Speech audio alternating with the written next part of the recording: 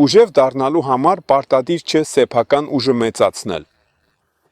Մյուս ռազմավարական տարբերակը թուլացնել մրցակիցներին։ Հենց դա է անում Թրամփը, Իսրայելի հնազանդ ձեռքերով հարվածներ հասցնելով Իրանին։ Եվ Դոնալդ Թրամփը չի ստում։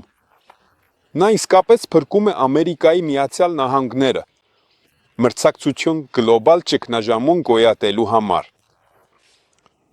Թրամփը խաբում է միայն Իրանի սարսափելի միջուկային զենքի մասին,